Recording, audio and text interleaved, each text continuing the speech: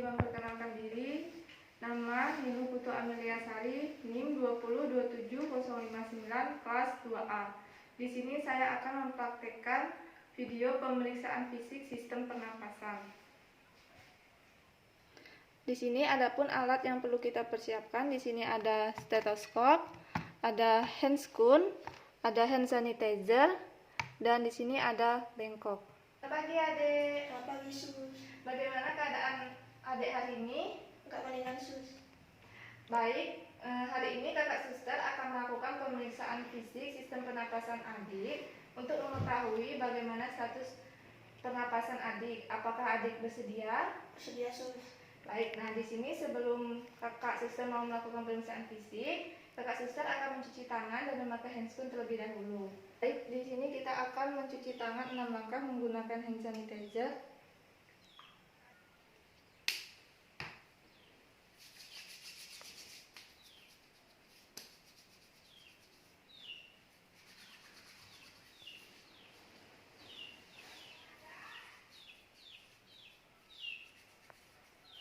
Kemudian kita memakai handscoon.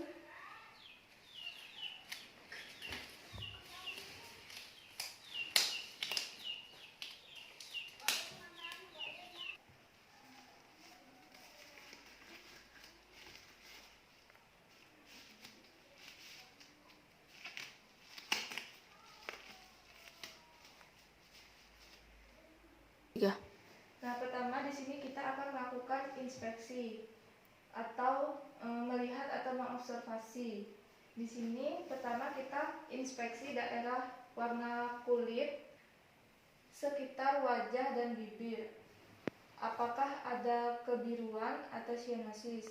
Karena kalau ada kebiruan itu artinya pasien mengalami kekurangan oksigen dalam tubuhnya. Kemudian di sini kita lihat pola napas pasien atau cara bernapas pasien itu apakah pasien mengap-ngap. Kemudian di sini kita lihat apakah pasien menggunakan cuping hidung. Kemudian di sini kita lihat pergerakan dada pasien kanan dan kiri, apakah ada perbedaan. Di sini kita lihat pergerakan dinding dada pada pasien, apakah ada perbedaan yang mencolok antara kanan dan kiri. Kemudian di sini kita lihat dada pasien, apakah ada upaya berlebih saat dia bernapas. Kemudian di sini kita lihat rasio pernapasan pasien pada saat ekspirasi dan inspirasi, apakah ada perbedaan yang mencolok. Kemudian langkah yang kedua yaitu kita palpasi. Artinya palpasi yaitu dengan cara meraba. Artinya meraba di sini kita letakkan di dinding bagian depan dada pasien. Kita suruh pasien untuk tarik napas lalu lepaskan. Adik bisa tarik napas, kemudian lepaskan. Tarik napas lagi, lepaskan. Nah, jadi di sini kita bisa merasakan pada saat pasien inspirasi dan ekspirasi itu sama. Ya. Tidak ada perbedaan. Jadi pengembangan dan penurunan dada pasien itu tidak ada masalah. Kemudian di sini pasien suruh duduk. Adik duduk ya. Nah, di sini saat pasien itu duduk, kita akan melihat dengan inspeksi. Kita inspeksi bagian dada belakang pasien. Di sini kita lihat vertebra pasien, yaitu tulang belakang pasien. Apakah pasien ini mengalami masalah? Apakah dia kifosis, skoliosis, atau lordosis. Jadi kalau kifosis itu dia cenderung condong ke belakang. Kalau skoliosis dia itu cenderung terbentuk huruf S. Kalau dia lordosis itu cenderung condong ke belakang karena dengan perubahan secara anatomis tulang belakang pasien itu juga akan mempengaruhi cara pola napas pasien. Kemudian langkah yang kedua di sini kita palpasi. Kita lakukan yang namanya taktil premitus. Di sini kita buat jari-jari kita seperti kupu-kupu. Ibu jari ini ada di vertebra atau tulang belakang pasien, dan jari-jari yang lain itu ada di loop lapang luas paru. Ya, di sini pasien suruh tarik nafas, adik tarik nafas. Kemudian ucapkan 77. Tarik nafas lagi. Ucapkan 77. Di sini saat dia menyebutkan angka 77, kita bisa rasakan getaran atau vibrasinya. Apakah bagian kanan dan kirinya sama? Pada pasien ini vibrasi atau getarannya bagian kanan dan kiri itu sama. Jadi pasien ini tidak terdapat masalah pada sistem pernapasannya. Kemudian di sini pasien suruh tidur, adik bisa tidur. Kemudian langkah yang ketiga yaitu di sini kita akan melakukan perkusi. Perkusi pada pernapasan pasien itu kita perkusi pada seluruh lapang dada pasien. Itu normalnya kalau pada bagian paru saat pengembangan paru akan terdengar suara sonor atau resonan. Kemudian kalau di saat kita perkusi ada benda yang lebih padat, itu kita akan dengar suara dullness atau pekat.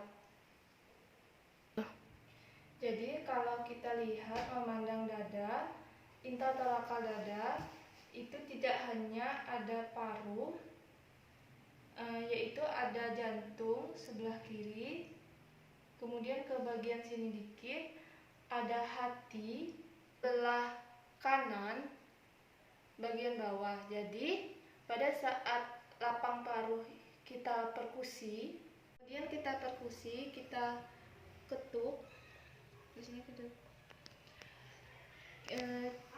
kita pakai palang untuk landasan bawahnya, jangan pada tulangnya tetapi di interkostalnya.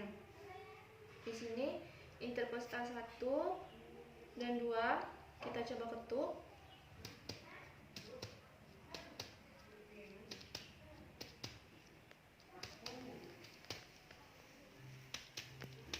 Nah, ke bawah ini sudah mulai pekat atau suara dullness. Nah, di interkostal 1 dan 2 ini terdengar suara resonan.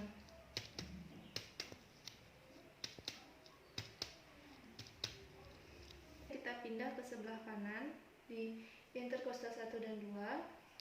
Kita mulai ketuk.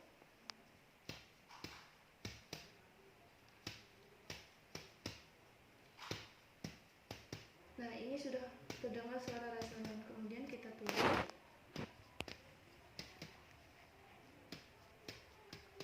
Pada bagian interkostal 4 dan 5 sebelah kanan ini sudah mulai terdengar suara pekat.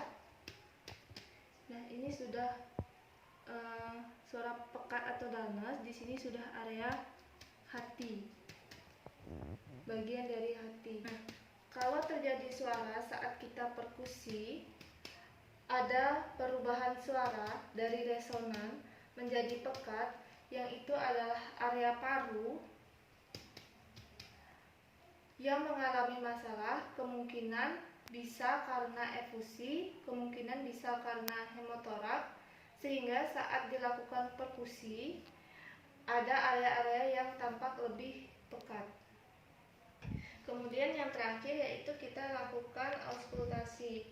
Kalau kita mau melihat pasien dengan stetoskop, kita lihat area-area yang akan kita lakukan auskultasi, yaitu pada area paru, pada area bronkus, dan pada area trakeal. Kalau pada posisi yang normal, kita akan diikuti oleh proses saat inspirasi dan ekspirasi pada bagian vesikuler atau bagian paru di sini. Kiri dan kanan ini akan terdengar suara inspirasi lebih keras daripada suara ekspirasi. Kalau pada bronkus vesikular itu ada di area interkosta 2 dan interkosta 3, itu antara inspirasi dan ekspirasinya sama. Kemudian pada bronkial di sebelah sini, di bagian sternum bagian atas ini juga ekspirasinya lebih tinggi daripada inspirasi. Kemudian pada bagian trakea sebelah sini, nah inspirasi dan ekspirasinya itu sama. Kemudian di sini kita pakai stetoskop.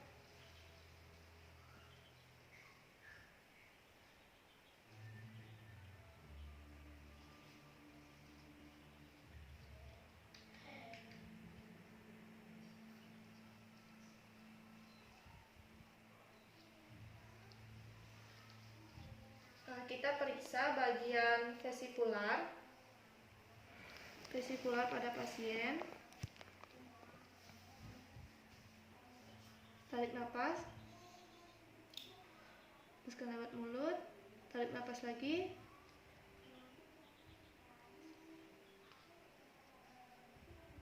tarik nafas lagi. Nah, kemudian kita ke bagian bronkus vesikular di interkosta 2 dan 3. Tarik nafas, hembuskan lewat mulut, tarik nafas lagi, hembuskan lewat mulut. Kemudian kita lakukan di sebelahnya. Tarik nafas lewat mulut, tarik nafas, hembuskan lewat mulut. Kemudian kita ke bronkial. Tarik nafas, hembuskan lewat mulut. Nah, kemudian di sini kita lakukan pada bagian trakea. Tarik nafas lagi,